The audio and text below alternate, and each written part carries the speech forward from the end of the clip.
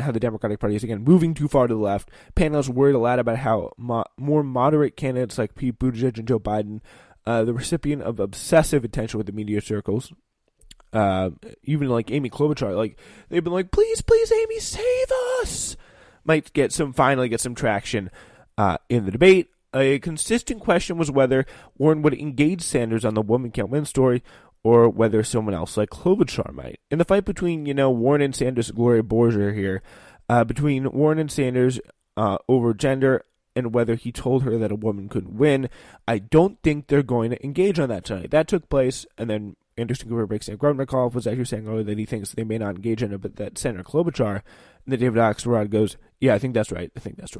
So, anyway, Sanders wasn't always mentioned by name in the exchange about the party's unfortunate extremist drift. But we know who Axelrod was talking about when he suggested Klobuchar Buttigieg might say, we can talk Medicare for all, but here on planet Earth. Of course, there was times when Sanders was mentioned, like when Dana Bash offered the gibberishy mouthful about the commander-in-chief test. Quote, do voters want a Bernie Sanders Indian interventionist, or do they want someone who who has experience and who has, I'm sure you will hear behind us, voted for things like the Iraq War, and maybe has made other decisions he doesn't regret and been a leader on national security, but also has some that he does? I don't really get that. Anyway, CNN factory produces these kind of banal meanderings, and it really kind of continued throughout the debate with the Chiron featuring questions like, how will Sanders avoid bankrupting the country? Or does Sanders owe voters an explanation about how much this health plan will cost them and the country? Which again is less than the current system they're currently paying with now. After Philip pulled the Warren, when Sanders said that horrible thing we can't prove happened, how do you feel trick with Warren, she moved to Klobuchar, who by coincidence was the person panelists might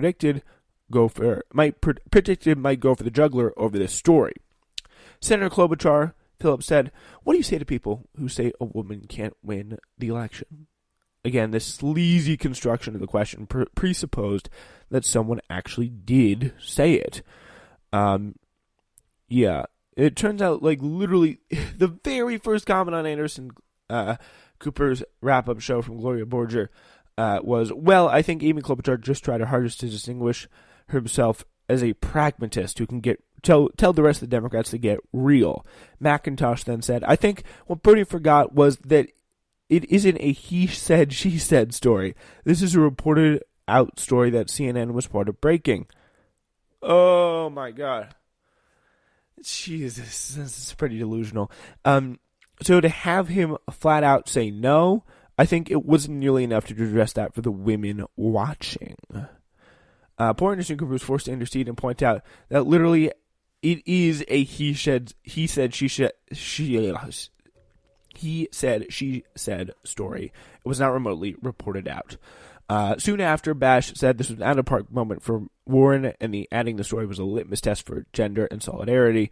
Again, she does not know how to do math. After the debate, Trump fans were on full Schadenfreude mode, crowning how the left finally understood CNN really is fake news.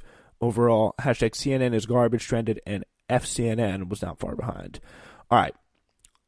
Let's go to this, and I'm going to use the rare decision of make the rare decision of playing CNN. Again, that reporting there was from Matt Taibbi. This is CNN audio that was caught up after the debate when Elizabeth Warren came up and decided to not shake the hand of Bernie Sanders, even though he outstretched it, marching up to him and saying the following.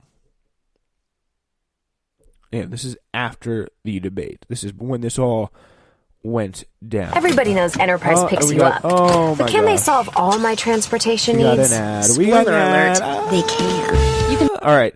Anyway, so yeah, this is going to be, if you haven't seen this moment, Elizabeth Warren comes up and is like, with her hand outstretched, Elizabeth Warren marches up to Bernie Sanders. Bernie has his hand outstretched, and then Elizabeth Warren, she's like, nope, you're not getting no handshake from me. And then she goes out, and she comes in, and she says the following. With applause still ringing at the end of the Democratic debate in Iowa last night, the simmering feud between Elizabeth Warren and Bernie Sanders suddenly boiled over. I think called me a liar on national TV. What?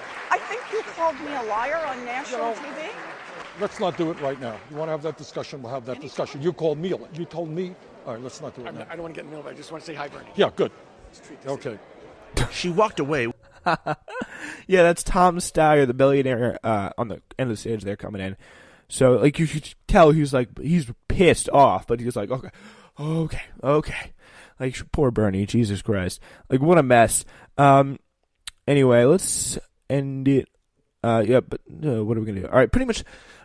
All right, so anyway, what is going on here with this? It's just like, it's absolutely unbelievable. It really is. It's just unbelievable to me that this is the reality of the situation that has this guy, like, getting blamed for the victim by all these people.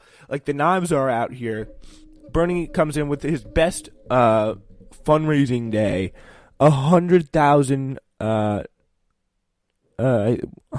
contributions. I think this is his best fundraising day. I think $100,000. And it was just an insane amount of money. It was the best. What I know for sure was the best fundraising day since he launched, single day. And it's like, it really shows you that, yeah, he's under attack. This is going to mobilize his supporters. It's going to nuke. It's really going to nuke anybody who has said that, oh yeah, I'm gonna like chill out on this. Like, I'm gonna wait for Elizabeth Warren to come in and like maybe they'll unite at the end. Like, no, there's no uniting after this. Like, this is a dirty political smear that completely fell flat on his face because nobody buys it. It was a very poorly executed political smear, and I very much would not be surprised if it's people like Jess McIntosh and the Hillary Clinton campaign who came out and said, yes, this would be the right thing to do because it's good to smear Bernie Sanders as sexist, because that's what we did, and it worked for us. Like, woohoo! Like, she's just like, come on, it's really pretty ridiculous. Anyway, so yeah, we will be discussing a lot more of that in the days to come, but we gotta go. That's all the time we got for today. This has been Newsflash. Thank you so much for listening.